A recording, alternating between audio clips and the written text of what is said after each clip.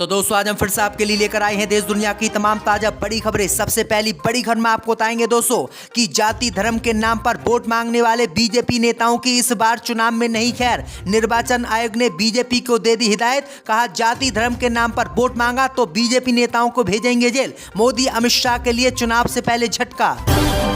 Gaza पट्टी में फिलिस्तीनियों की हत्या करके फंसी इजराइल की सरकार, यूएन ने कार्रवाई का किया ऐलान, नेतन्याहू को होगी जेल। शफीकुर रहमान बर्क के बाद संभल सीट पर शफीकुर रहमान बर्क के पोते जियाउर रहमान ने ठोका दावा, अखिलेश से मांग लिया संभल लोकसभा सीट से टिकट। टीएमसी नेता शाहजहां शेख की गिरफ्तारी के बाद ममता सरकार का एक्शन, 2 पुलिस अफसरों का किया ट्रांसफर। सुप्रीम कोर्ट से लगा आसाराम बाबा को झटका, आसाराम की सजा माफी की याचिका पर कोर्ट ने सुनवाई से किया इनकार।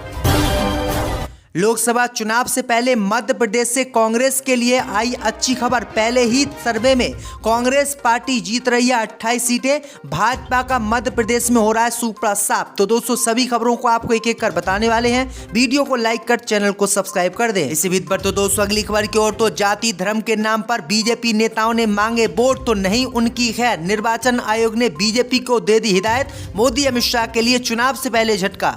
दोस्तों आपको बता दें कि निर्वाचन आयोग लोकसभा चुनाव से पहले जाति धर्म के नाम पर वोट मांगने वाले बीजेपी नेताओं के खिलाफ कार्रवाई करने का ऐलान किया है। निर्वाचन आयोग ने बीजेपी को हिदायत दी है कि उसके नेता इस बार के लोकसभा चुनाव में जाति धर्म भगवान के नाम पर वोट नहीं मांगे। अगर ऐसा करता हुआ कोई बीजेपी नेता पाया जाता है तो उसके खिलाफ कार्रवाई की जाएगी और उसे किसी भी कीमत पर बख्शा नहीं जाएगा। निर्वाचन आयोग के इस आदेश के बाद पूरी बीजेपी में भगदड़ मची हुई है, क्योंकि बीजेपी हिंदू धर्म राम के नाम पर ही वोट मांगती है और देश की जनता को बेवकूफ बनाती है। लेकिन निर्वाचन आयोग ने इस बार हिदायत देते हुए बीजेपी को चेतावनी दी है कि वो इस बार जाति धर्म के नाम पर वोट नहीं मांगे। इसी बीच पर तो दोस्तों अगली खबर की ओर, तो गाजा पट्टी में फिलिस्तीनियों की हत्या करके फंसा इजराइल, यूएन ने कार्रवाई का किया ऐलान, नेतन्याहू को होगी फांसी।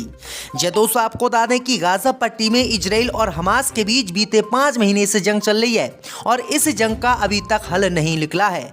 बीते दिनों इजराइल की सेना ने गाजा पट्टी में मदद की राह में खड़े लोगों पर गोली बरसा दी, जिसमें 100 से अधिक फिलिस्तीनियों की मौके पर मौत हो गई और 700 से अधिक लोग घायल हो गए। अब इसी मामले को लेकर इजराइल पूरी दुनिया में फंस गया है।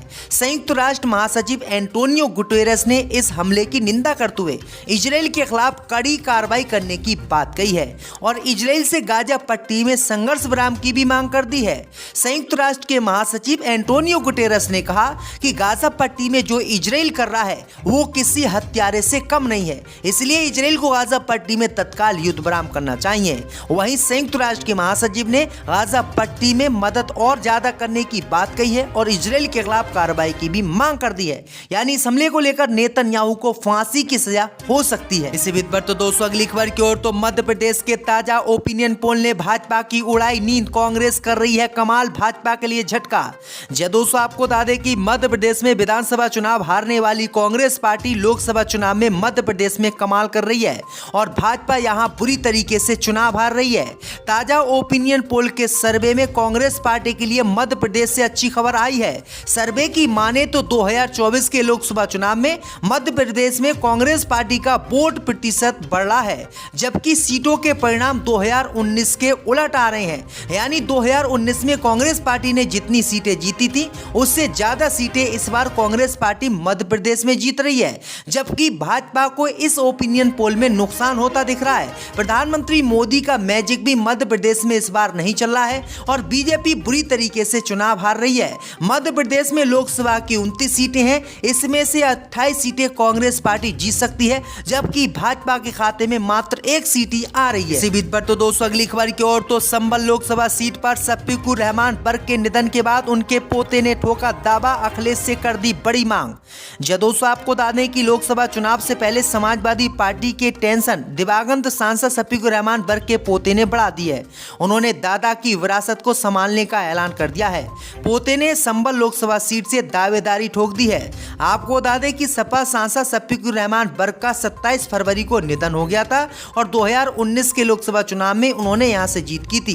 2024 के लोकसभा चुनाव में समाजवादी पार्टी ने शफीकुर रहमान बर्क को फिर से यहीं से टिकट दिया था, लेकिन उनकी बीते 27 फरवरी को मौत हो गई थी, जिसके बाद अब उनके पोते ने जियाउर रहमान जो कुंदरकी के विधायक हैं, उन्होंने इस सीट से लोकसभा चुनाव लड़ने की मांग अखिलेश यादव से कर दी है। अब देखना यह होगा कि अखिलेश यादव उनके पोते को टिकट देते हैं या फिर नहीं। इसी बीच पर तो दोस्तों अगली खबर की ओर, तो लड़कियों का बलात्कार करने वाले बाबा आसाराम को सुप्रीम कोर्ट से लगा झटका। सुप्रीम कोर्ट ने सजा माफी की याचिका पर सुनवाई से किया इनकार।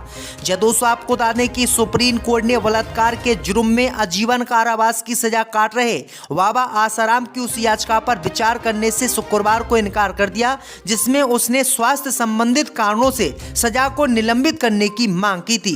वहीं आपको बता दें कि सुनवाई कर रही वकीलों की पीठ ने उससे राजस्थान के हाई कोर्ट जाने के लिए कहा है। बाबा अब हाई कोर्ट जाएंगे और हाई कोर्ट में अपनी याचिका लगाएंगे, उसके बाद सुप्रीम कोर्ट फिर इस पर सुनवाई करेगा। तो आसाराम बापू को सुप्रीम कोर्ट से बड़ा झटका आज लगा है। इसी बीच पर तो दोस्तों अगली खबर की ओर, तो हरियाणा में अकेले लोकसभा चुनाव लड़ेगी भाजपा, जेजेपी से नहीं करेगी गठबंधन। दोस्तों आपको बता दें कि हरियाणा में लोकसभा चुनाव 2024 से जुड़ी बड़ी खबर आ रही है। हरियाणा में लोकसभा की 10 सीटों पर भारतीय जनता पार्टी अकेले चुनाव लड़ेगी। सूत्रों के अनुसार भाजपा की मैराथन मीटिंग में इस बात पर मंथन हुआ है। नई दिल्ली में ये मीटिंग बीती रात को आयोजित हुई थी। सूत्रों के मुताबिक ये खबर है कि हरियाणा में बीजेपी सभी 10 सीटों पर अपने उम्मीदवारों को उतारेगी और हरियाणा में किसी भी पार्टी के साथ वो गठबंधन नहीं करेगी। दरअसल आपको बता दें कि इस समय हरियाणा में बीजेपी की जेजेपी के साथ गठबंधन की सरकार है, लेकिन उसने लोकसभा चुनाव में जेजेपी से गठबंधन करने से इनकार कर दिया है, यानी अकेले ही बीजेपी यहां पर चुनाव लड़ने वाली है। इसी बीच पर तो दोस्तों अगली खबर की ओर, तो टीएमसी नेता शाहजहां शेख की गिरफ्तारी के बाद ममता सरकार का एक्शन, 2 पुलिस अफसरों को किया ट्रांसफर। दोस्तों आपको बता दें कि टीएमसी से निलंबित नेता शाहजहां शेख की गिरफ्तारी के बाद ममता सरकार ने पश्चिम बंगाल के 2 पुलिस अफसरों को वसीरहाट जिले से हटा दिया है। शाहजहां शेख पर संदेश खाली की महिलाओं ने यौन उत्पीड़न और जमीन हड़पने का आरोप लगाया है। न्यूज एजेंसी पीटीआई के मुताबिक बंगाल सरकार ने शुक्रवार को डायरेक्टर ऑफ इंटेलिजेंस ब्यूरो के डीएसपी सुजीत कुमार मंडल और इंस्पेक्टर काजल बनर्जी को उनके पद से हटा दिया है। पुलिस अधिकारियों ने बताया है कि पद से हटाने के बाद डीएसपी सुजीत कुमार मंडल को रानीगंज पुलिस थाने में तैनात किया गया है, जबकि इंस्पेक्टर काजल बनर्जी का स्टेट सीआईडी में ट्रांसफर कर दिया गया है। इसी बीच पर तो दोस्तों अगली खबर की ओर, तो अखिलेश यादव ने राम मंदिर को लेकर खोली भाजपा की पोल। कहा, राम मंदिर के दर्शन करने से मैंने अपने विधायकों को नहीं रोका। दोस्तों आपको बता दें कि समाजवादी पार्टी के अध्यक्ष अखिलेश यादव ने राम मंदिर पर बड़ी सफाई दी है। अखिलेश यादव ने कहा है कि हमने अपने किसी विधायक को राम मंदिर के दर्शन करने से नहीं रोका है। भाजपा के लोग झूठी बयानबाजी कर रहे हैं। जो विधायक हमको छोड़कर चले गए हैं वह धोखेबाज हैं। अखिलेश यादव ने कहा कि अब हम जनता से हिसाब करने की बातचीत करेंगे। अखिलेश यादव ने कहा कि हमने राम मंदिर जाने से अपने एक भी विधायक को नहीं रोका है। विधायक रोजाना राम मंदिर जाएं, हमें इससे कोई फर्क नहीं पड़ता है। तो अखिलेश यादव ने भाजपा के नेताओं पर यह सफाई दी है। इसी बीच पर तो दोस्तों अगली खबर की ओर, तो बलात्कारियों को नपुंसक बनाने वाला कानून लाए मोदी सरकार, कांग्रेस नेता अलका लंबा की मांग। दोस्तों आपको बता दें कि कांग्रेस की महिला शाखा की प्रमुख अलका लंबा ने बलात्कारियों को नपुंसक बनाने वाले कानून की वकालत की है। भारतीय महिला कांग्रेस अध्यक्ष ने आरोप लगाया है कि महिलाओं विशेषकर लड़कियों के खिलाफ अपराध देश में बढ़ गए हैं और ये अनियंत्रित हो रहे हैं, क्योंकि सत्तारूढ़ भारतीय जनता पार्टी से जुड़े नेता, मंत्री और सांसद इसमें शामिल हैं। उन्होंने कहा कि मेरी बीजेपी सरकार से मांग है कि जो भी बलात्कार करे उस बलात्कारियों को नपुंसक बनाने वाला कानून मोदी सरकार देश में लेकर आए, जिससे बलात्कार पर रोक लगेगी। इसी बीच पर तो दोस्तों अगली खबर की ओर, तो अखिलेश यादव से बगावत करके बीजेपी के टिकट पर चुनाव लड़े निरहुआ को बीजेपी ने मारी लात, इस बार नहीं देगी आजमगढ़ से टिकट। दोस्तों आपको बता दें कि 2019 के लोकसभा चुनाव से पहले अखिलेश यादव से बगावत करके बीजेपी के टिकट पर अखिलेश के करीबियों के खिलाफ चुनाव लड़ने वाले निरहुआ को बीजेपी ने लात मार दी है। खबर सामने निकल कर आई दोस्तों की आजमगढ़ लोकसभा सीट से इस बार बीजेपी निरहुआ को टिकट नहीं देगी। निरहुआ के साथ साथ वरुण गांधी को भी इस बार टिकट बीजेपी नहीं देगी। वहीं आपको बता दें कि बीजेपी ने 48 सीटों पर अपने उम्मीदवारों के नाम तय कर दिए हैं और 32 सीटें उत्तर प्रदेश में ऐसी है जिस पर मंथन चल रहा है। वहीं इस मंथन में ये तो साफ हो गया है कि इस बार बीजेपी निरहुआ और वरुण गांधी को कहीं से भी टिकट नहीं देगी। यानी निरहुआ ने अखिलेश यादव से बगावत तो खूब की थी, लेकिन उसको अब बीजेपी में भी ठिकाना नहीं मिल रहा, यानी बीजेपी ने भी उसको नकार दिया है। तो निरहुआ ना तो घर के रहे और ना ही घाट के। इसी बीच पर तो दोस्तों अगली खबर की ओर, तो बलात्कारियों को नपुंसक बनाने वाला कानून लाए मोदी सरकार, कांग्रेस नेता अलका लंबा ने की मांग।